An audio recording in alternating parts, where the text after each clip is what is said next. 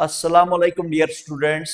आज हम डिस्कस करने जा रहे हैं द मोस्ट एक्सपेक्टेड क्वेश्चंस जो बोर्ड में आते हैं रिगार्डिंग द जो टॉपिक है हमारा आज का वो है रिप्रोडक्शन एंड रिप्रोडक्टिव हेल्थ। दो चैप्टर्स के बारे में हम डिस्कस करेंगे। तो कौन कौन से क्वेश्चंस इसमें आ सकते हैं बोर्ड में। एक तो चैप्टर नंबर फर्स्ट है जूलॉजी का, जिसको हम कहते हैं ह्यूमन रिप्रोडक्शन, और दूसरा जो चैप्टर है उसका नाम है ह्यूमन रिप्रोडक्टिव हेल्थ। उसमें जो लॉन्ग आंसर्स क्वेश्चंस आएंगे, एमसीक्यूज आएंगे, वेरी शॉर्ट आंसर क्वेश्चंस आएंगे, वो हम आज डिस्कस करेंगे। What are the most expected questions जो इन दो चैप्टर्स में आएंगे। Let we start. तो यहाँ पर हम डिस्कस करने जा रहे हैं, जो पहले हम डिस्कस करने जा रहे हैं पेपर का पैटर्न कैसा होता है। देखो पेपर में आपको टाइमिंग होती है पेपर की। जो जूलॉजी का पेपर है उसमें टाइमिंग होती है 1/30 मिनट्स। 1/30 मिनट्स का पेपर होता है। 1/30 मिनट्स का पेपर होता है। और इसमें टोटल नंबर ऑफ क्वेश्चंस कितने होते हैं जूलॉजी पेपर में? वो होते हैं 16 क्वेश्चंस होते हैं। और इसमें टाइमिंग तो मैंने बता दी, इसमें 1/30 मिनट्स की टाइमिंग होती है, 16 क्वेश्चंस होते हैं इसमें। और यहाँ पर जब हम पेपर को डिस्कस करेंगे, यहाँ पर पेपर को डिवाइड किया गया है सेक्शंस में। व्हाट इज द फर्स्ट को रखा गया है section first, section first A, जिसको हम कहते हैं सेक्शन ए। और दूसरे में आता है सेक्शन बी, सेक्शन बी। और तीसरा जो सेक्शन है उसमें आता है सेक्शन सी। और जो लास्ट सेक्शन आता है उसमें आता है सेक्शन डी। अब ये जो सेक्शन ए है इसमें क्या आते हैं? इसमें एमसीक्यूज आते हैं। और मेनली ये कितने एमसीक्यूज होते हैं? ये 5 एमसीक्यूज होते हैं। और एक एमसीक्यू में 1 मार्क्स होता है। ये आपको ध्यान से देखना है। तो सेक्शन ए में एमसीक्यूज आते हैं, मेनली 5 एमसीक्यूज होते हैं। सेक्शन बी में आपको very short answer type questions आते हैं। यहाँ पर मेनली 2 मार्क्स होते हैं एक क्वेश्चंस में। और ये भी 5 होते हैं, 5 क्वेश्चंस होते हैं 2 मार्क्स के। और यहाँ पर कितनी वर्डिंग होनी चाहिए? यहाँ पर वर्डिंग होती है 20 से लेकर 30 वर्ड्स। और जो सेक्शन सी है वो आते हैं शॉर्ट आंसर टाइप क्वेश्चंस। और शॉर्ट आंसर टाइप क्वेश्चंस भी कितने होते हैं? अगर आपने पेपर देखा होगा, ये भी 5 होते हैं, 5 क्वेश्चंस होते हैं। और हर किसी क्वेश्चंस में 3 मार्क्स होते हैं। और यहाँ पर वर्ड्स कितने होते हैं? 100 to 150 वर्ड्स। और जो लास्ट सेक्शन आता है उस सेक्शन को हम कहते हैं, जो लास्ट सेक्शन है वो है लॉन्ग टाइप आंसर क्वेश्चंस। तो यहाँ पर कितने मार्क्स होते हैं? 5 मार्क्स होते हैं और 2 ही क्वेश्चंस होते हैं। तो टोटलिटी में कितने क्वेश्चंस होते हैं? 16 क्वेश्चंस होते हैं। टाइमिंग है 1 घंटा, 1/30 मिनट्स की टाइमिंग है। तो we will start with the, हम स्टार्ट करने जा रहे हैं जो सेक्शन डी है, लॉन्ग आंसर टाइप क्वेश्चंस, वही हम स्टार्ट करने जा रहे हैं। देखो इसमें लॉन्ग आंसर टाइप क्वेश्चंस में क्या होता है? लॉन्ग आंसर टाइप क्वेश्चंस में जो पहला लॉन्ग आंसर टाइप क्वेश्चन है वो मोस्टली इस चैप्टर में पूछा जाएगा। जो हर साल लगभग आता है एक क्वेश्चन जो मोस्टली पूछा जाएगा वो है what is the male and female productive structures with help of a diagram. जब भी आप पेपर को स्टार्ट करोगे तो पेपर को स्टार्ट कैसे करना है? वहां पर आपको पहले ही डायग्राम बनानी होती है। अगर ये क्वेश्चन आएगा male and female productive system में, पहले ही आपको डायग्राम बनानी है। अगर आपको डायग्राम पहले नहीं बनाई, फिर उसके लिए आपको स्पेस छोड़नी है। फिर स्पेस छोड़ने के बाद आपको स्टार्ट करना है। तो यहां पर अगर मेल रिप्रोडक्टिव सिस्टम आया तो उसमें हम कितने मिनिमम पेजेस हम फुलफिल कर सकते हैं? वहां पर मिनिमम 3 पेजेस हमें फिलअप करने हैं। 3 pages, that means minimum 200 words तो आने ही चाहिए। तो यहां पर हम जो डिस्कस करने जा रहे हैं मेल प्रोडक्टिव सिस्टम में, वहां पर हम कैसे स्टार्ट करें? पहले हमें लोकेशन स्टार्ट करनी है। मेल प्रोडक्टिव सिस्टम कहां पर होता है? It is mainly present in the pelvic area of the male. जो मेल का पेल्विक एरिया होता है, पेल्विक कैविटी होता है, वहीं से आपको स्टार्ट करना है मेल प्रोडक्टिव सिस्टम को। फिर इसमें स्टार्ट कैसे हमें करना है? हमें स्टार्ट करना है इसके जो क्लासिफिकेशन है मेल प्रोडक्टिव सिस्टम की, वहां से हमें स्टार्ट करना है। तो मेल प्रोडक्टिव सिस्टम की क्लासिफिकेशन क्या है? इसमें मेल प्रोडक्टिव सिस्टम को हम डिवाइड करते हैं दो पार्ट्स में। जो पहला पार्ट होता है उसको हम कहते हैं प्राइमरी सेक्स ऑर्गन। यहां से हमें स्टार्ट करना है प्राइमरी सेक्स ऑर्गन से। तो यहां पर क्या होता है, what is the primary sex organ of the male? इसमें आता है वन पेयर ऑफ टेस्टिस। ये हमें डिस्कस करना है। फिर इसके बाद हमें डिस्कस करना है secondary sex organs. Secondary sex organ, secondary sex organs में जो पहला पार्ट होता है वो होता है, जो पहला पार्ट होता है सेकेंडरी सेक्स ऑर्गन में वो होता है एसेसरी ग्लैंड्स। वो हमें डिस्कस करने हैं। जैसे मेल में जो first pair of accessory gland होता है उसका नाम है स्माइनल वेसिकल्स, वो हमें डिस्कस करना है। फिर वन प्रोस्टेट ग्लैंड, वो हमें डिस्कस करना है। फिर one pair of Cowper's gland, वो हमें वहां पर डिस्कस करना है। तो ये क्या होता है? फिर नेक्स्ट आता है जो सेकेंडरी सेक्स ऑर्गन में होता है नेक्स्ट पार्ट, वो आता है एसेसरी डक्ट्स। तो एसेसरी डक्ट्स से कहां से स्टार्ट करना है? हमें करना है स्टार्ट रीटी टेस्टी से। फिर उसके बाद वासा एफरेंशिया, फिर एपिडाइडमस, फिर वास डिफरेंस, फिर इजैकुलेटरी डक्ट, फिर यूरिथ्रा। ये हमें सब वहां पर लिखना है with help of a diagram. तो फिर थर्ड पोर्शन आता है इसमें एक्सटर्नल जेनिटेलिया। तो एक्सटर्नल जेनिटेलिया भी हमें डिस्कस करना है। मेल में एक्सटर्नल जेनिटेलिया होता है व्हाट वी ऑब्जर्व एक्सटर्नली। तो यहां पर हमें प्राइमरी सेक्स ऑर्गन को पहले डिफाइन करना है, वो होता है वन पेयर ऑफ टेस्टिस, वो हमें डिस्कस करना है। फिर सेकेंडरी सेक्स ऑर्गन्स में तीन पार्ट्स होते हैं। पहला होता है एसेसरी ग्लैंड्स, फिर होता है एसेसरी डक्ट्स, फिर होता है एक्सटर्नल जेनिटेलिया। ये आपको 200 वर्ड्स मिनिमम यहां पर लिखने हैं वहां पर। फिर अगर वहां पर क्वेश्चन आएगा फीमेल प्रोडक्टिव सिस्टम में, तो फीमेल प्रोडक्टिव सिस्टम में हमें क्या करना है? फीमेल प्रोडक्टिव सिस्टम में भी वही है। फीमेल प्रोडक्टिव सिस्टम कहां पर होता है पहले डिस्कस करना है, इसकी लोकेशन कहां पर होती है, pelvic region of the female, और इसकी भी क्लासिफिकेशन है। इसकी भी क्लासिफिकेशन हमने स्टार्ट की है। इसकी क्लासिफिकेशन होती है primary sex organ in the female, वो होता है वन पेयर ऑफ ओवरीज, वो डिस्कस करना है। फिर इसमें आता है डक्ट सिस्टम, डक्ट सिस्टम हमें डिस्कस करना है। फिर आता है एक्सटर्नल जेनिटेलिया, एक्सटर्नल जेनिटेलिया में हमें डिस्कस करना है Moonis pubis, labia majora, labia minora, clitoris and hymen. फिर आता है एसेसरी ग्लैंड्स, वो फीमेल में होते हैं मिल्क प्रोड्यूसिंग ग्लैंड्स। यहां तक हमें डिस्कस करना है फीमेल में। और यहां पर भी आपको डायग्राम बहुत ही इंपॉर्टेंट है। डायग्राम के बिना कोई भी क्वेश्चन आप नहीं लिखोगे। अगर मिनिमम रिक्वायरमेंट भी होगी डायग्राम की, बायोलॉजी में मिनिमम रिक्वायरमेंट अगर भी डायग्राम की होगी, तो वहां पर डायग्राम किसी भी हालत में आपको बनानी है। तो ये थे मोस्ट एक्सपेक्टेड क्वेश्चन, जो लॉन्ग आंसर टाइप क्वेश्चन है। इसमें पांच मार्क्स आते हैं। मिनिमम वर्ड्स आप देखोगे वहां पर पेपर में लिखा होगा 200 वर्ड्स तो आपको लिखने हैं। फिर इसमें मेल एंड फीमेल, या तो मेल आएगा या तो फीमेल प्रोडक्टिव सिस्टम आएगा। फिर इसके बाद जो दूसरा एक्सपेक्टेड क्वेश्चन है लॉन्ग आंसर टाइप क्वेश्चंस, वो सबसे इंपॉर्टेंट है। या तो आएगा स्पर्मेटोजेनेसिस या तो आएगा oogenesis। स्पर्मेटोजेनेसिस का मतलब होता है फॉर्मेशन ऑफ स्पर्म्स,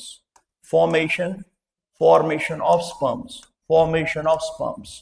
तो इसमें भी अगर आप देखोगे, इसमें सबसे इंपॉर्टेंट है फिर से डायग्राम। पहले आप डायग्राम बनाओगे तो डायग्रामेटिकली इस चीज को डिस्कस करना है। इसमें भी मिनिमम 200 वर्ड्स आपको वहां पर लिखने हैं। फॉर्मेशन ऑफ स्पर्म्स, और फिर आप देखोगे स्पर्मेटोजेनेसिस में स्टेजेस होते हैं। जो पहला स्टेज होता है इसमें वो डिस्कस करना है आपको, उसका नाम है मल्टीप्लिकेशन फेज, मल्टीप्लिकेशन फेज। फिर दूसरा फेज होता है इसमें, उसका नाम है ग्रोथ फेज, वो भी आपको डिस्कस करना है। फिर तीसरा फेज है इसमें, उसका नाम है मैचुरेशन फेज, वो भी आपको डिस्कस करना है।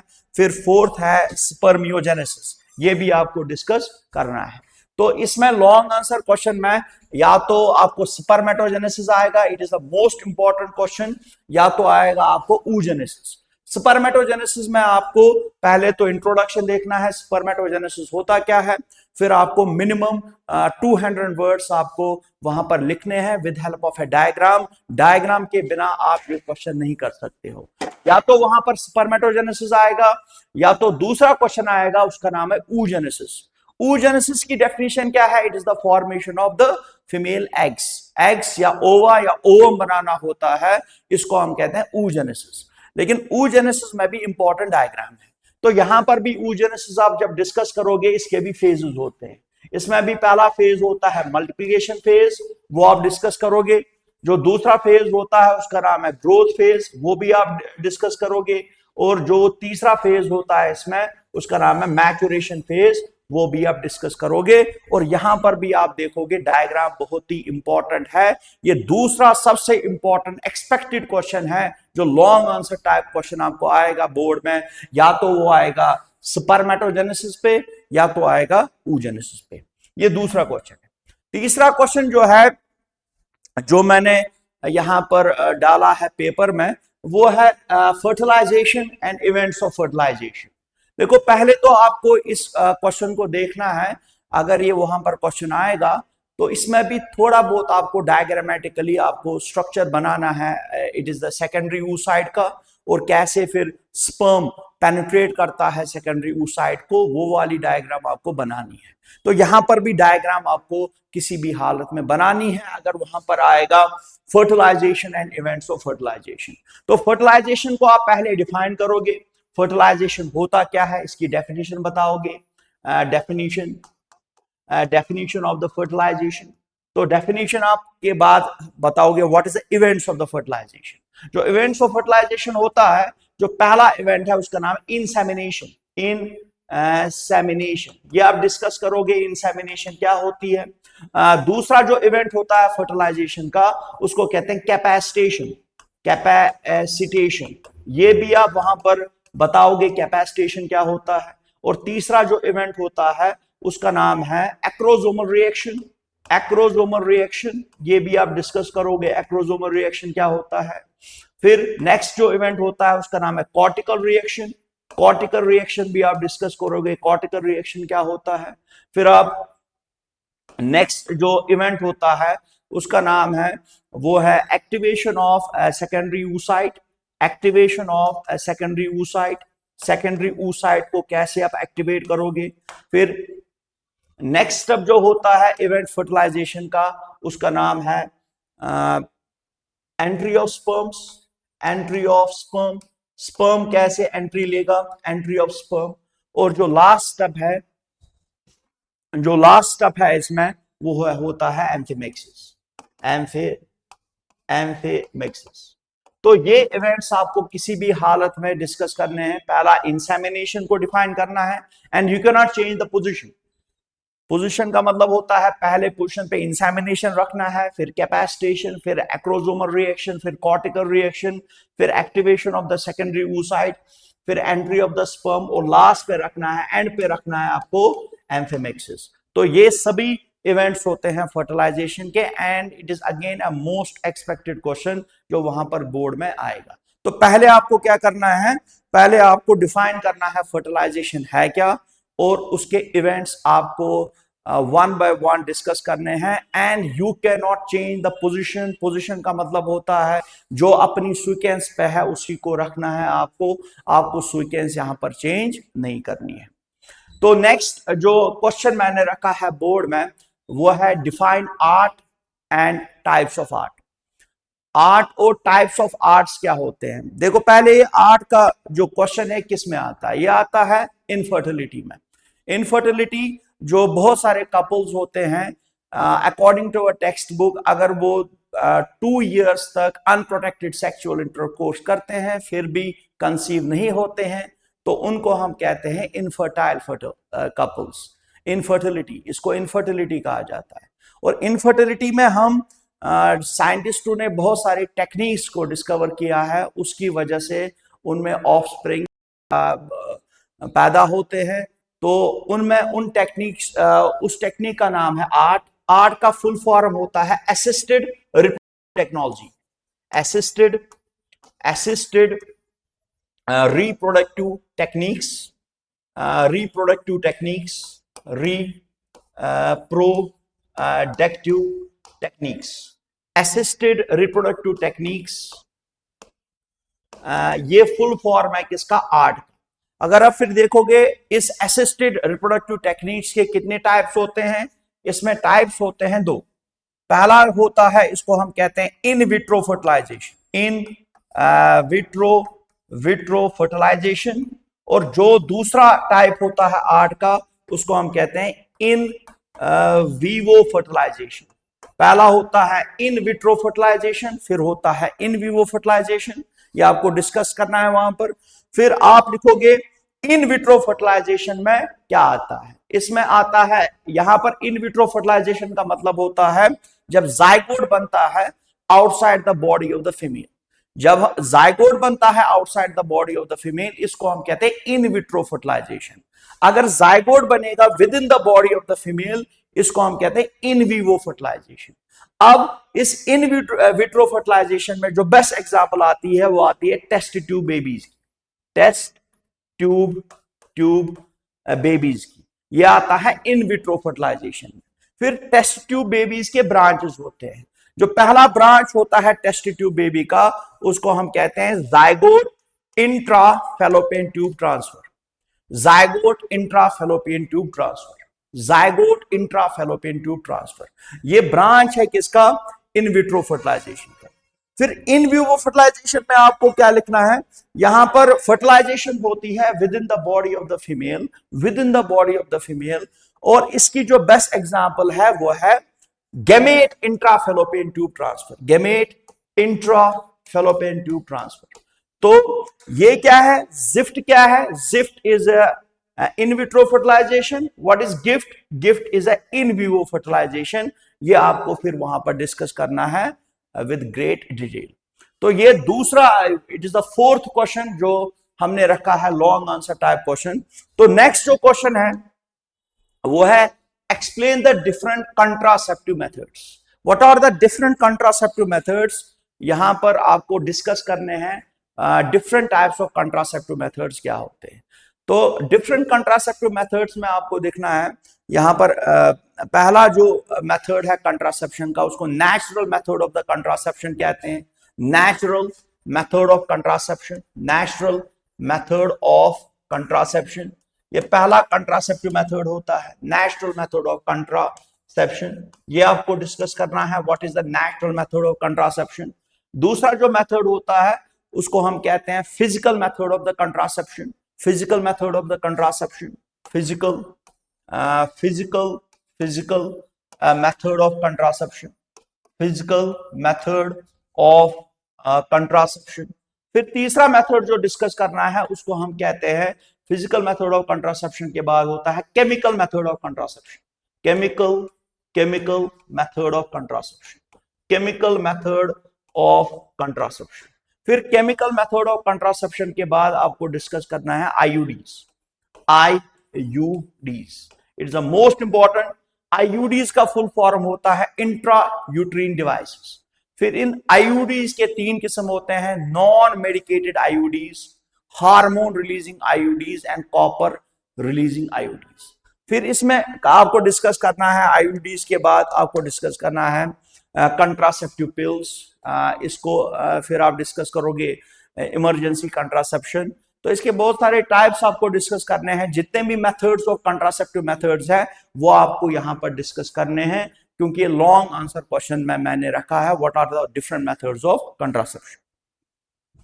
तो डिफरेंट मेथड्स ऑफ कंट्रासेप्शन के बाद जो नेक्स्ट क्वेश्चन हमारे पास है वो है एक्सप्लेन द, ये भी यही है, डिफरेंट रिपीट हुआ है यहाँ पर क्वेश्चन। तो यहाँ पर आप देखोगे टोटलिटी में तो हमने 5 क्वेश्चंस रखे हैं यहाँ पर रिप्रोडक्टिव हेल्थ और ह्यूमन प्रोडक्शन में, जो लॉन्ग आंसर टाइप क्वेश्चंस है।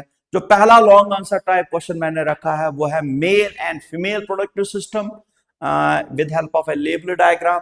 फिर दूसरा क्वेश्चन मैंने रखा है स्पर्मेटोजेनेसिस और oogenesis, इस पे भी क्वेश्चन आ सकता है। फिर हमने रखा था question that is different methods of contraception, different methods of contraception क्या है। फिर what is the art and types of art, ये आप मैंने रखा है लॉन्ग आंसर क्वेश्चन में। फिर लॉन्ग आंसर क्वेश्चन में एक और क्वेश्चन मैंने रखा है, that is known as fertilisation and events of fertilisation. आपको याद रखना है लॉन्ग आंसर टाइप क्वेश्चन में आपको मिनिमम 200 वर्ड्स आपको किसी भी हालत में वहां पर लिखने हैं। 200 वर्ड्स आपको किसी भी हालत में वहां पर लिखने हैं, और with help of A neat and clean diagram के बिना कोई भी क्वेश्चन अगर मिनिमम रिक्वायरमेंट भी हुई डायग्राम की, तो आपको वहां पर किसी भी हालत में डायग्राम बनानी ही पड़ेगी, किसी भी हालत में डायग्राम बनानी पड़ेगी। अब नेक्स्ट पॉइंट क्या है, जो नेक्स्ट जो हमारे पास है वो है सेक्शन सी। सेक्शन सी में क्या आता है, शॉर्ट आंसर टाइप क्वेश्चंस। इसमें एक क्वेश्चन में कितने मार्क्स है, एक क्वेश्चन में 3 मार्क्स है, और यहां पर कितने मिनिमम वर्ड्स आपको रखने हैं, 100 to 150 वर्ड्स। तो पहला यहां पर जो क्वेश्चन मैंने रखा है वो है हार्मोनल कंट्रोल ऑफ स्पर्मेटोजेनेसिस। जो हार्मोनल कंट्रोल ऑफ स्पर्मेटोजेनेसिस है, वहां पर हमारी बुक ने डायग्राम दी है, वही से आप स्टार्ट करोगे। डायग्राम दी है हाइपोथैलेमस से, हाइपोथैलेमस से। तो हाइपोथैलेमस से डायग्राम बनानी है आपको। हाइपोथैलेमस क्या रिलीज करता है, gonadotropin releasing hormone, gonadotropin releasing hormone. फिर वो गोनाडोट्रोपिन रिलीजिंग हार्मोन किसको स्टिमुलेट करेगा, वो एंटीरियर पिट्यूटरी ग्लैंड को स्टिमुलेट करेगा, एंटीरियर पिट्यूटरी ग्लैंड को स्टिमुलेट करेगा, और ये रिलीज करवाएगा 2 हार्मोन, एक का नाम है एफएसएच और दूसरे का नाम है LH, luteinizing hormone. LH luteinizing hormone और एफएसएच। तो ये आपको किसी भी हालत में डायग्राम एंड थ्योरी आपको वहां पर लिखनी है, कैसे हाइपोथैलेमस रिलीज करता है एक हार्मोन जिसका नाम है गोनाडोट्रोपिन रिलीजिंग हार्मोन। फिर वो गोनाडोट्रोपिन रिलीजिंग हार्मोन स्टिमुलेट करेगा एंटीरियर पिट्यूटरी ग्लैंड को, और एंटीरियर पिट्यूटरी ग्लैंड 2 किस्म के हार्मोन रिलीज करता है, एक तो फॉलिकल स्टिमुलेटिंग हार्मोन और दूसरा होता है ल्यूटिनाइजिंग हार्मोन। ये डायग्राम टेक्स्ट बुक ने बनाई है with help of A diagram and with theory, ये आप वहां पर डिस्कस करोगे। ये पहला क्वेश्चन मैंने रखा है short answer type question, hormonal control of spermatogenesis. इसके बाद अगर आप देखोगे, मैंने क्वेश्चन रखा है व्हाट इज द सेक्शन और एनाटॉमी ऑफ द टेस्टिस और ओवरीज। और यहां पर आपको बुक पे भी डायग्राम मिलेगी, ओवरी की यहां पर डायग्राम बनानी है। ज्यादातर यहां पर कौन सा सेक्शन करना है, LS section, LS section of testis, testis या तो एलएस सेक्शन ऑफ ओवरी करनी है आपको। तो वहां पर what is the LS, LS means longitudinal section of testis, and या तो आपको लॉन्गिट्यूडनल सेक्शन ऑफ ओवरी का सेक्शन वहां पर बनाना है। तो यहां पर भी डायग्राम की रिक्वायरमेंट है। यहां पर आप टेस्टिस की डायग्राम बनाओगे, टेस्टिस की डायग्राम बनाओगे तो वहां पर जो कवरिंग ऑफ द टेस्टिस है उसको डिस्कस करोगे, और अंदर जो टेस्टिस के अंदर सेमिनिफेरस ट्यूब्यूल्स होता है वहां पर डिस्कस करोगे, सेमिनिफेरस ट्यूब्यूल्स के अंदर कैसे स्पर्म बनता है, फिर वो कैसे स्पर्म जाता है रीटी टेस्टिस में, फिर कैसे वो जाता है वासा एफरेंशिया में, फिर वो कैसे जाता है एपिडाइडमस में, फिर वो कैसे जाता है वास डिफरेंस में, फिर वो कैसे जाता है इजैकुलेटरी डक्ट में, फिर वो अल्टीमेटली कहां पर यूरिथ्रा में जाता है। ये आपको वहां पर सब डिस्कस करना है। सिमिलरली ओवरीज में आपको डिस्कस करना है, ओवरीज के ऊपर सबसे ऊपर जो लेयर होती है वो ऐसे डायग्राम बनाई है हमारी बुक ने। तो यहाँ पर एक क्यूबॉइडल लेयर होती है, और क्यूबॉइडल लेयर के अंदर एक एरिया होता है, उस एरिया का नाम है कॉर्टेक्स। और इस कॉर्टेक्स में क्या होता है, ओवेरियन फॉलिकल्स, जैसे होता है प्राइमरी फॉलिकल, फिर होता है सेकेंडरी फॉलिकल, फिर होता है टेरिशरी फॉलिकल, फिर होता है ग्राफिन फॉलिकल, फिर ये सब आपको दिखाना है वहां पर। और इसके कॉर्टेक्स में होते हैं ओवेरियन फॉलिकल, फिर कॉर्टेक्स के अंदर एक एरिया होता है जिसका नाम है मिडुला, वो भी आपको डिस्कस करना है। मिडुला के अंदर क्या होता है, ब्लड वेसल्स और नर्व्स, ये भी आपको डिस्कस करना है। इसमें जो एनाटॉमी ऑफ टेस्टिस और एनाटॉमी ऑफ ओवरी वहां पर आएगा, या सेक्शन ऑफ द ओवरी और सेक्शन ऑफ द टेस्टिस आएगा, ये आपको वहां पर डिस्कस करना है। व्हाट इज द नेक्स्ट, जो सबसे इंपॉर्टेंट क्वेश्चन यहां पर है वो है मेंस्ट्रुअल साइकिल। मेंस्ट्रुअल साइकिल में आपको पहले डिफाइन करना है मेंस्ट्रुअल साइकिल होता क्या है। जो पहला मेंस्ट्रुएशन साइकिल है उसको क्या कहते हैं, मेनार्की। जो मेंस्ट्रुएशन साइकिल कब स्टॉप होता है, that is known as menopause. और वहां पर duration of the menstruation cycle आपको बताना है, what is the duration of the menstruation cycle, ये सब इंट्रोडक्शन में आपको वहां पर डिस्कस करना है। फिर सबसे इंपॉर्टेंट चीज ये है, तो मेंस्ट्रुएशन साइकिल के आप देखोगे एक्चुअली मेंस्ट्रुअल साइकिल दो ऑर्गन्स के अंदर होता है। पहला ऑर्गन जो है उसको हम कहते हैं यूट्रस। यूट्रस के अंदर होता है साइकिल, उसका नाम है यूट्रीन साइकिल। दूसरा जो होता है वो ओवरी के अंदर होता है, उसका नाम है ओवेरियन साइकिल। तो दो किस्म के साइकिल्स यहां पर होते हैं, एक होता है यूट्रस के अंदर साइकिल और दूसरा होता है ओवरी के अंदर जो साइकिल होता है। तो यूट्रस के अंदर जो साइकिल होते हैं उसके तीन इवेंट्स होते हैं, वो आपको डिस्कस करने हैं। एक होता है मेंस्ट्रुअल फेज, दूसरा होता है प्रोलिफरेटिव फेज और तीसरा जो होता है वो होता है सेक्रेटरी फेज। सेक्रेटरी फेज तो ये आपको डिस्कस करना है। और ओवेरियन साइकिल में आपको डिस्कस करने हैं दो फेज, एक होता है फॉलिकुलर फेज और दूसरा होता है ल्यूटियल फेज। ल्यूटियल फेज ये आपको डिस्कस करना है वहां पर। और सबसे इंपॉर्टेंट जो चीज मेंस्ट्रुएशन साइकिल में है वो आपको दो ग्राफ्स बनाने हैं। किसके ग्राफ्स आपको बनाने हैं? पहला ग्राफ आपको बनाना है जो पिट्यूटरी हार्मोन्स होते हैं LH और FSH, उसके ग्राफ बनाने हैं। और दूसरा जो ओवेरियन हार्मोन्स होते हैं एस्ट्रोजन एंड प्रोजेस्टेरोन, उसके ग्राफ आपको किसी भी हालत में जब भी मेंस्ट्रुएशन साइकिल वहां पर आएगा, ग्राफ के बिना आप क्वेश्चन नहीं लिखोगे, क्योंकि अगर आपको मैक्सिमम मार्क्स गेन करने हैं तो मेंस्ट्रुएशन साइकिल विदाउट ग्राफ आप डिस्कस नहीं करोगे। यहां पर मिनिमम आपको दो ग्राफ्स बनाने हैं। एक तो बनाना है ग्राफ किसका? पिट्यूटरी हार्मोन का। वो कौन है? This follicle stimulating hormone, sorry it is follicle stimulating hormone plus luteinizing hormone, इसका ग्राफ बनाना है। दूसरा ग्राफ बनाना है एस्ट्रोजन प्लस प्रोजेस्टेरोन, इसका भी ग्राफ बनाना है ड्यूरिंग द मेंस्ट्रुअल साइकिल, जब आप ये क्वेश्चन वहां पर आएगा। और द नेक्स्ट क्वेश्चन यहां पर डिस्कस मैंने किया है, explain the fetal ejection reflex, और इसको हम कहते हैं पार्चुरेशन। पार्चुरेशन को पहले आपको डिफाइन करना है, पार्चुरेशन क्या है। अगर आप फिर देखोगे पार्चुरेशन के फिर इवेंट्स होते हैं, जैसे फॉर एग्जांपल यहां पर स्टेज फर्स्ट होगा, फिर होगा स्टेज सेकंड होगा, फिर होगा स्टेज थर्ड। इसको डिस्कस करना है आपको, स्टेज फर्स्ट में क्या होता है, स्टेज सेकंड में क्या होता है और स्टेज थर्ड में क्या होता है। और यहां पर आपको पार्चुलेशन में सबसे इंपॉर्टेंट जो होता है वो होता है जब भी फीटस मूव करता है तो ये जनरेट करता है एक रिफ्लेक्स। तो उस रिफ्लेक्स की वजह से यूट्रस कंट्रैक्शन करता है, जिसकी वजह से लेबर पेन्स स्टार्ट होते हैं। ये भी आपको डिस्कस करना है। Movement of the uterus generates the this stimulates the this pituitary gland. जो पिट्यूटरी ग्लैंड स्टिमुलेट होता है उसकी वजह से एक हार्मोन निकलता है, उस हार्मोन को हम कहते हैं ऑक्सीटोसिन। ऑक्सीटोसिन फिर ये ऑक्सीटोसिन कैसे कंट्रैक्शन करता है यूट्रस के मसल्स को, which is essential for delivery और पार्चुरेशन, क्योंकि पार्चुरेशन का दूसरा नाम है डिलीवरी या लेबर भी इसको हम कहते हैं। ये भी आपको वहां पर डिस्कस करना है। फिर नेक्स्ट क्वेश्चन क्या है, अब यहां पर एक क्वेश्चन फिर से आता है जो हमने लॉन्ग आंसर में भी रखा था। यहां पर आपको डिस्कस करना है, अगर किसी ने हर कोई स्टूडेंट इस क्वेश्चन को पढ़ता है तो ये उसके लिए इजी है। What is the difference between the oogenesis and spermatogenesis? oogenesis और स्पर्मेटोजेनेसिस को डिफरेंस के लिए आप कॉलम बनाओगे, तो यहां पर आप oogenesis लिखोगे, oogenesis, और यहां पर लिखोगे स्पर्मेटोजेनेसिस।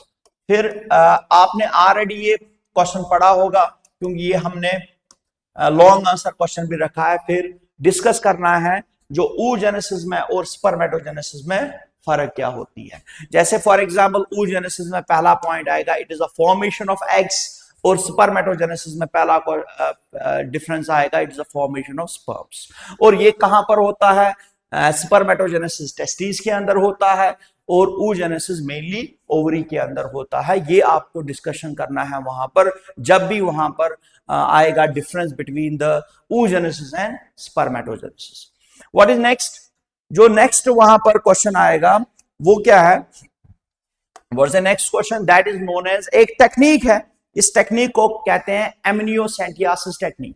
और एमनियोसेंटियासिस टेक्निक सबसे इंपॉर्टेंट टेक्निक है, जो हम एक्चुअली ये टेक्निक दिस इन्वेंट की गई थी to detect the chromosomal disorders, जो फीटस में क्रोमोसोमल डिसऑर्डर्स होते हैं, जैसे डाउन सिंड्रोम है, सिकल सेल एनीमिया है, मस्कुलर डिस्ट्रॉफी है, इसको डिटेक्ट करने के लिए टेक्निक बनाई गई है। फिर हमारी बुक ने लिखा है, in India this technique is misused. Misused का मतलब होता है इस टेक्निक को मिसयूज किया जाता है to determine the sex of the fetus. जहां पर वहां पर टेक्स्ट बुक ने डिस्कस किया है, जब भी फीमेल फीटस होता है उसको हम डिस्ट्रॉय करते हैं। तो एमनियोसेंटियासिस टेक्निक हमारी बुक ने अच्छे से डिस्कस किया है। तो यहां पर आप वो सब लिखोगे, वहां पर ये टेक्निक किस लिए है, तो इसको इंडिया में कैसे मिसयूज किया जाता है, और इसको हम विद हेल्प ऑफ अल्ट्रासोनोग्राफी इस टेक्निक को हम यूज करते हैं। और एक्चुअली टेक्निक किस लिए बनी थी और इंडिया में इसको मिसयूज किया जाता है, ये सब वहां पर डिस्कस करना है एमनियोसेंटियासिस टेक्निक में। तो एमनियोसेंटियासिस टेक्निक के बाद एक और क्वेश्चन आता है, वो है बैक्टीरियल एसटीडी। तो यहां पर आपको पहले ही देखना है एसटीडीज कितने किस्म के होते हैं। एसटीडीज एक्चुअली 3 किस्म के होते हैं। पहला होता है बैक्टीरियल एसटीडीज, बैक्टीरियल एसटीडीज। दूसरा होता है वायरल एसटीडीज, वायरल एसटीडीज। और जो तीसरा एसटीडी होता है, इसको हम कहते हैं प्रोटोजोन एसटीडीज, प्रोटोजोन एसटीडीज। ये आपको डिस्कस करना है। यहां पर मैंने क्वेश्चन रखा है बैक्टीरियल एसटीडीज। तो बैक्टीरियल एसटीडीज आपको डिस्कस करने हैं। हमारी बुक ने 4 बैक्टीरियल एसटीडीज के बारे में लिखा है, वो आपको डिस्कस करने हैं। जैसे पहला ही बैक्टीरियल एसटीडीज है क्लैमाइडियासिस, दूसरा है गोनोरिया, तीसरा है सिफिलिस, और चौथा है कैनक्रॉइड।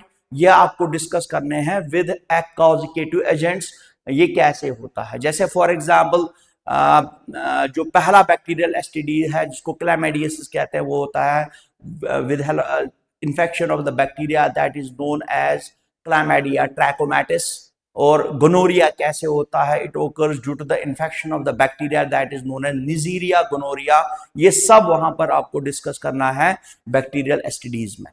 तो बैक्टीरियल एसटीडीज में आपको डिस्कस करना है, बैक्टीरियल एसटीडीज मेनली 4 होते हैं, वो आपको डिस्कस करना है, chlamydiasis, gonorrhoea, syphilis and chancroid. What's the next, जो नेक्स्ट सेक्शन है वो सेक्शन है very short answer type questions. एक क्वेश्चन में यहां पर 2 मार्क्स होते हैं, 2 मार्क्स आते हैं एक क्वेश्चन में। और यहां पर आप कितने मिनिमम वर्ड्स लिखोगे, मिनिमम वर्ड्स यहां पर रखे हैं 20 से लेकर 30। तो आप 30 वर्ड्स मिनिमम आप वहां पर लिखना है इस क्वेश्चन के बारे में। मिनिमम 30 वर्ड्स होने ही चाहिए इस क्वेश्चन में, 30 वर्ड्स होने ही चाहिए। व्हाट इज द फर्स्ट जो क्वेश्चन मैंने रखा है वो है एमटीपी। तो पहले what is the full form of MTP. MTP का मतलब होता है medical termination of pregnancy, medical termination of pregnancy, termination, medical termination of pregnancy, medical termination of pregnancy, medical termination of pregnancy. तो ये आपको एमसीक्यूज में भी सबसे इंपॉर्टेंट क्वेश्चन है, what is MTP, medical termination of pregnancy. वहां पर इसकी फुल फॉर्म बतानी है। तो मेडिकल टर्मिनेशन ऑफ प्रेगनेंसी में आपको लिखना है ये होता क्या है। It is the intentional killing of the fetus. ये इंटेंशनल किलिंग होती है फीटस की, जिसको हम मेडिकल टर्मिनेशन ऑफ प्रेगनेंसी। फिर हमारी गवर्नमेंट ऑफ इंडिया ने इसको अलाउ किया है इन 1971 एक्ट, वो भी आपको डिस्कस करना है। And what is the grounds of the MTPs. ऐसे ही एमटीपी नहीं किया जाता है, एमटीपी के लिए बहुत सारे कंडीशंस होते हैं, वो कंडीशंस आपको देखने हैं। कंडीशन क्या है, पहली कंडीशन वहां पर है, अगर मदर की लाइफ डेंजर में होगी तो वहां पर एमटीपी किया जाता है। तो बहुत सारे रीजंस वहां पर लिखे गए हैं, वो रीजंस आपको डिस्कस करने हैं ग्राउंड्स ऑफ द एमटीपीज में। तो ग्राउंड्स ऑफ द एमटीपीज में आपको वहां पर वो डिस्कस करने हैं, वो रीजंस क्या है। What is next, next question मैंने रखा है इसमें आईयूडी। आईयूडीज मैंने पहले ही डिस्कस किया था, इसका नाम है intra uterine devices. Intra intra uterine uterine intra uterine devices intra uterine devices में आपको देखना है ये तीन किस्म के होते हैं। इंट्रा यूट्रीन डिवाइसेस तीन किस्म के होते हैं। पहला होता है non medicated IUDs, non medicated IUDs. इसमें जो बेस्ट एग्जांपल है वो है लिपीज लूप्स। इसमें बेस्ट एग्जांपल है लिपीज लूप्स।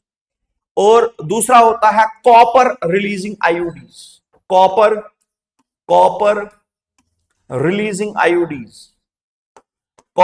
Releasing IUDs.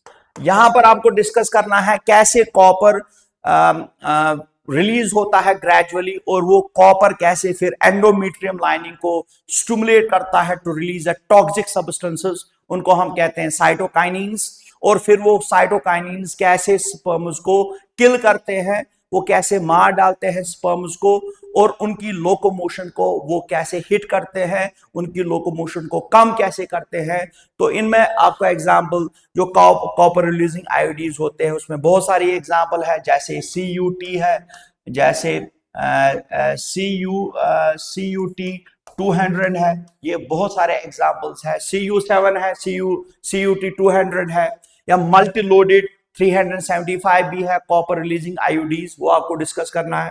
फिर लास्ट में आता है हार्मोन रिलीजिंग आईयूडीज, हार्मोन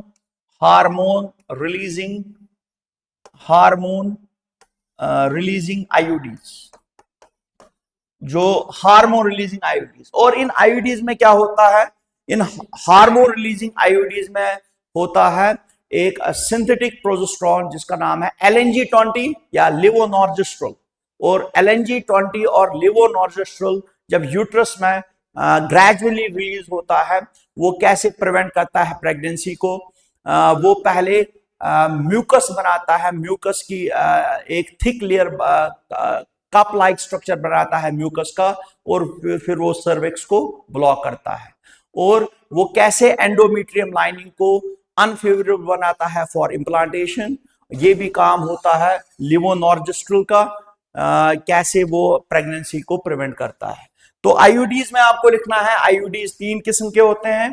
एक होता है दिस नॉन मेडिकेटेड आईयूडीज, दूसरा होता है कॉपर रिलीजिंग आईयूडीज, और तीसरा जो आईयूडी होता है उसका नाम है हार्मोन रिलीजिंग आईयूडीज। और हार्मोन रिलीजिंग आईयूडीज में लेवोनॉर्जेस्ट्रोल या LNG-20 होता है, जिसको हम सिंथेटिक प्रोजेस्टेरोन कहते हैं। वो कैसे फिर प्रिवेंट करता है प्रेगनेंसी को, वो आपको वहां पर डिस्कस करना है। तो नेक्स्ट जो क्वेश्चन मैंने रखा है इसमें वो है स्ट्रक्चर ऑफ स्पर्म। जब आप स्ट्रक्चर ऑफ स्पर्म, वहां पर सबसे इंपॉर्टेंट चीज है जो स्पर्म जो है उसका स्ट्रक्चर आपको बनाना है। किसी भी हालत में स्पर्म का स्ट्रक्चर आपको बनाना है। तो स्ट्रक्चर ऑफ स्पर्म में जो आप देखोगे वहां पर कितने पार्ट्स होते हैं। पहला होता है हेड, फिर होता है नेक, फिर होता है मिडल पीस, फिर होता है टेल। ये आपको डिस्कस करना है वहां पर जो स्ट्रक्चर ऑफ स्पर्म में। स्ट्रक्चर ऑफ स्पर्म में आप क्या डिस्कस करोगे, वहां पर आप पहले देखोगे, फॉर एग्जाम्पल ये मैंने स्ट्रक्चर ऑफ स्पर्म में देखा है, ये आपको ऐसे स्ट्रक्चर ऑफ स्पर्म बनाना है। तो स्ट्रक्चर ऑफ स्पर्म में आप ऐसे ये डिस्कस करोगे, हमारी बुक ने ये डिस्कस किया है। तो ऐसे स्ट्रक्चर ऑफ स्पर्म आपको बनाना है। तो स्ट्रक्चर ऑफ स्पर्म में आपको मेंशन करना है स्ट्रक्चर ऑफ स्पर्म में कितने पार्ट्स होते हैं। ये जो पार्ट होता है इसको हेड कहते हैं, दूसरा जो पार्ट होता है उसका हम नेक कहते हैं, और जो तीसरा पार्ट होता है इसको मिडल पीस कहते हैं, और जो लास्ट पार्ट होता है इसको हम टेल कहते हैं। फिर इसको एक एक करके डिस्कस करना है। हेड के अंदर क्या होगा, नेक के अंदर क्या होगा, मिडल पीस के अंदर क्या होगा, और टेल क्या काम करता है। ये स्ट्रक्चर ऑफ स्पर्म में आपको स्ट्रक्चर ऑफ स्पर्म वहां पर पहले ही बनाना है। फिर इसके पार्ट्स को आपको डिस्कस करना है। कितने पार्ट्स है स्पर्म के, एक तो हेड है, दूसरा है नेक, फिर है मिडल पीस, और फिर है टेल। ये चार पार्ट्स आपको sperm of structure of sperm में डिस्कस करने हैं। व्हाट इज नेक्स्ट, देखो ये सबसे इंपॉर्टेंट क्वेश्चन यहां पर है actually it is a event of fertilization. एक इवेंट होता है फर्टिलाइजेशन का जिसको हम कहते हैं कॉर्टिकल रिएक्शन। देखो कॉर्टिकल रिएक्शन में हमें दो क्वेश्चन वहां पर, यहां पर एक क्वेश्चन आएगा, उसका नाम है slow and fast block polyspermy. ये क्या होता है? सबको पता है सेकेंडरी oocyte के साथ एक ही स्पर्म ऐड होना चाहिए और जो दूसरे स्पर्म होते हैं इसके इर्द गिर्द उनको फ्यूज होने से बचाना है। तो इसके लिए मैकेनिज्म क्या है? उसके लिए दो मैकेनिज्म है, एक तो है स्लो ब्लॉक पॉलिस्पर्मिया और दूसरा है फास्ट ब्लॉक पॉलिस्पर्मिया। जब आप इवेंट्स ऑफ फर्टिलाइजेशन में देखोगे कॉर्टिकल रिएक्शन, वहां पर ये डिटेल्ड मेंशन है। स्लो ब्लॉक पॉलिस्पर्मिया क्या होता है, फास्ट ब्लॉक पॉलिस्पर्मिया क्या होता है। एक्चुअली ये चाहता है एक ही स्पर्म फ्यूज होना चाहिए एग के साथ और दूसरे स्पर्म को बचाता है एग को फ्यूज होने से। इसको हम कहते हैं slow block and fast block polyspermy. ये आपको इवेंट्स ऑफ फर्टिलाइजेशन में जो हमने लॉन्ग आंसर क्वेश्चन रखा था वहां पर एक इवेंट होता है जिसका नाम है कॉर्टिकल रिएक्शन। उसी कॉर्टिकल रिएक्शन में आपको स्लो एंड फास्ट ब्लॉक पॉलिस्पर्मिया नजर आएगा। What is the next? जो नेक्स्ट है ये भी सबसे इंपॉर्टेंट क्वेश्चन है यहां पर, that is the what is the difference between the gift and gift. यहां पर फिर से आप कॉलम बनाओगे और पहले कॉलम में आप रखोगे zygote intra fallopian tube transfer and दूसरे कॉलम में रखोगे आप gamete intra fallopian tube transfer. तो पहले जिफ्ट क्या है? Zygote intra fallopian tube transfer, it is a in vitro fertilisation. और यहां पर ये क्या है? It is a in vivo fertilization. और इसकी आप डिफरेंस बताओगे, पहले abbreviation zygote intra fallopian tube transfer, ये एमसीक्यू में भी आता है, और ये है gamete intra fallopian tube transfer. इनमें क्या डिफरेंस है? ये है इन विट्रो फर्टिलाइजेशन और ये है इन विवो फर्टिलाइजेशन, इसमें डिफरेंसेस है। अब नेक्स्ट क्वेश्चन क्या है? अब यहां पर एक और क्वेश्चन मैंने डाला है short, very short answer type question में, वो है what are the various features of ideal contraception. Ideal contraception में कौन कौन से फीचर्स होते हैं? तो हमारी टेक्स्ट बुक ने इसको डिस्कस किया है। जो आइडियल कंट्रासेप्टिव होता है, एक तो वो अवेलेबल होना चाहिए, दूसरा वो इरिटेशन नहीं करना चाहिए, उसमें मिनिमम साइड इफेक्ट होना चाहिए, तीसरा जो सबसे इंपॉर्टेंट पॉइंट है, it does not interfere the sexual intercourse of couples. जो भी सेक्सुअल इंटरकोर्स होता है कपल्स के दरमियान उसको इंटरफियर नहीं करना चाहिए। ये वेरियस फीचर्स होते हैं आइडियल कंट्रासेप्टिव के। एक तो ये इजीली अवेलेबल होना चाहिए, दूसरा ये रिवर्सिबल होना चाहिए, तीसरा इसमें मिनिमम साइड इफेक्ट्स होने चाहिए, और it does not interfere the sexual desire of the couple. जो सेक्सुअल डिजायर होता है कपल्स का उसको ये इंटरफियर नहीं करना चाहिए। these are the various features of the ideal contraception. What is next? Next question जो हमने रखा है, अब ये क्वेश्चन जो है इसके लिए भी आपको पहले डायग्राम देखनी है। डायग्राम में यहां पर आपको फीटस बनाना है, तो पहले में फीटस बनाना है। यहां पर डायग्राम में आपको फीटस बनाना है, यहां पर आपको फीटस बनाना है, पहले फीटस बनाना है, फिर उसमें आपको कॉर्ड बनानी है, अम्बिकल कॉर्ड। फिर उस अम्बिकल कॉर्ड में अम्बिकल ब्लड वेसल होता है, उसकी ब्रांचिंग करनी है, और वो ब्रांचिंग के बाद ये बनाता है एक प्लेसेंटा, उसको कहते हैं फीटल प्लेसेंटा, फीटल प्लेसेंटा। और यहां से मदर होता है, मदर का एंडोमेट्रियम होता है, उसमें ब्लड वेसल्स होते हैं, उसको हम कहते हैं मैटरनल प्लेसेंटा। और ये डायग्राम आपको किसी भी हालत में बनानी है वहां पर। तो फीटस का प्लेसेंटा क्या होता है और मैटरनल प्लेसेंटा क्या होता है, ये मिलके बनाता है ट्रू प्लेसेंटा, और इसी ट्रू प्लेसेंटा से एक्सचेंज होता है ऑक्सीजन, इसी प्लेसेंटा से एक्सचेंज होता है न्यूट्रिशन, और इसी प्लेसेंटा से रिमूव होता है toxic substance. Not only this, ये प्लेसेंटा जो है ये एक्ट करता है एंडोक्रिन ग्लैंड भी, ये रिलीज करता है वेरियस टाइप्स ऑफ हार्मोन, वो भी आपको वहां पर डिस्कस करना है। प्लेसेंटा में डायग्राम इंपॉर्टेंट है और इसके फंक्शंस भी आपको वहां पर डिस्कस करनी है। What is next? अब सबसे इंपॉर्टेंट क्वेश्चन एक और है यहां पर, वो मैंने यहां पर डाला है, that is known as capacitation. Capacitation को हम कैसे डिफाइन करते हैं? कैपेसिटेशन होती है एक्टिवेशन ऑफ द स्पर्म्स। जब हम स्पर्म्स को एक्टिवेट करते हैं इसको हम कैपेसिटेशन कहते हैं। और इस कैपेसिटेशन की लोकेशन होती है कैपेसिटेशन की, वो होती है यूट्रस। तो यूट्रस के अंदर कैपेसिटेशन होता है और इसमें कितना टाइम लगता है, इसमें 6 घंटे लगते हैं कैपेसिटेशन में। फिर कैपेसिटेशन में होता क्या है वो आपको वहां पर डिफाइन करना है। कैपेसिटेशन क्या है? Activation of the sperms. कहां पर होता है कैपेसिटेशन? यूट्रस में। कितना टाइम लगता है और what are the various events of the capacitation, वो आपको वहां पर डिस्कस करने हैं। कैपेसिटेशन है क्या, होता कहां पर है, कितना टाइम लगता है और what are the various events of the capacitation, वो आपको एक एक दो लाइन में वहां पर डिस्कस करने हैं। ये था कैपेसिटेशन। तो कैपेसिटेशन के बाद डिस्कस किया गया है वो क्वेश्चन मैंने लिखा है, that is known as lactation. Lactation का मतलब होता है formation and ejection of the milk. Milk कैसे बनता है, मिल्क कैसे इजेक्ट होता है, इसको हम लैक्टेशन कहते हैं। और लैक्टेशन मेनली कब होता है? At the end of the gestation period. जो गेस्टेशन पीरियड का एंड होता है उसमें ही लैक्टेशन स्टार्ट होती है। तो लैक्टेशन में किसी भी हालत में 2 हार्मोन्स का रोल बहुत ही इंपॉर्टेंट है।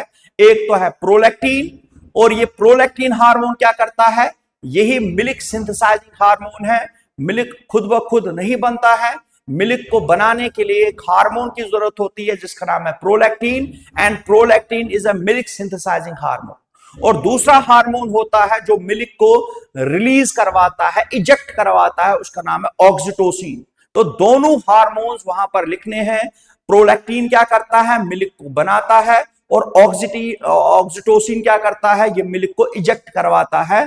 तो दोनों हार्मोन्स के रोल वहां पर लैक्टेशन में लिखने हैं। नॉट ओनली दिस, जब लैक्टेशन होता है तो मदर पहले 3-4 दिन रिलीज करता है एक येलो कलर्ड फ्लूइड जिसका नाम है कोलेस्ट्रम, और वो कोलेस्ट्रम की केमिकल कंपोजिशन भी आपको बतानी है। इस कोलेस्ट्रम के अंदर क्या होता है, जब भी ये क्वेश्चन आएगा वहां पर, व्हाट इज लैक्टेशन।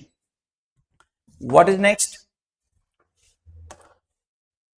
अब यहां पर जो पहले ही सेक्शन में आता है 5 मार्क्स का क्वेश्चन, वो है एमसीक्यूज। ये 5 होते हैं। तो एमसीक्यूज में आप देखोगे यहां पर जो प्रीवियस ईयर एमसीक्यूज है, जितने भी यहां पर हमने लॉन्ग आंसर क्वेश्चन डिस्कस किए हैं, शॉर्ट आंसर क्वेश्चन डिस्कस किए हैं, very short answer question discuss किए हैं, वहां पर एमसीक्यूज आ सकते हैं। जैसे फॉर एग्जाम्पल वहां पर सबसे जो प्रीवियस ईयर एमसीक्यू आया था, what is the real site of the fertilization. Fertilization की रियल साइट क्या है? It is the of course the Fallopian tube. And वहां पर एक और क्वेश्चन आया था, एंट्रम कहां पर होता है? ये कैविटी होती है, ये एंट्रम कहां पर होता है? ये भी क्वेश्चन आया था। What is the full form of MTP? MTP का फुल फॉर्म क्या है? What is the full form of gift? What is the full form of gift? ये भी आता है। What is the full form of this? What is a bacterial disease? Bacterial disease कौन कौन होते हैं? ये भी एमसीक्यूज में आएगा। What is the various types of viral disease? Viral diseases कौन होते हैं? प्रोटोजोन डिजीजेस कौन होते हैं जो एसटीडीज में आते हैं? वो भी यहां पर आ सकता है। तो यहां पर जो मोस्ट एक्सपेक्टेड क्वेश्चंस थे 2 चैप्टर्स में, वो था एक तो ह्यूमन रिप्रोडक्शन था और दूसरा था ह्यूमन रिप्रोडक्टिव हेल्थ। टोटलिटी में यहां पर कितने क्वेश्चन मार्क्स होते हैं? इसमें 11 मार्क्स होते हैं। 11 मार्क्स यहां पर होते हैं, जिसमें हमने डिस्कस किए लॉन्ग आंसर क्वेश्चंस कौन कौन आ सकते हैं, वहां पर मोस्ट एक्सपेक्टेड क्वेश्चन है। शॉर्ट आंसर क्वेश्चंस कौन कौन आ सकते हैं वहां पर, वो भी हमने डिस्कस किया।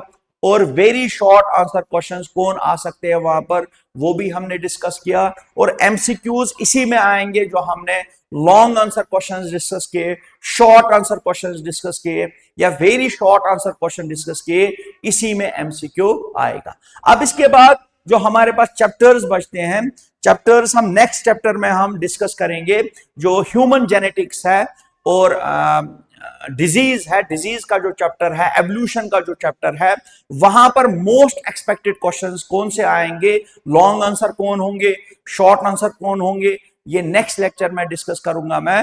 वो एक तो हमारे पास चैप्टर है ह्यूमन जेनेटिक्स, दूसरा है एवोल्यूशन, और तीसरा है ह्यूमन डिजीजेस। वहां पर कौन कौन से क्वेश्चंस आ सकते हैं। तो यहां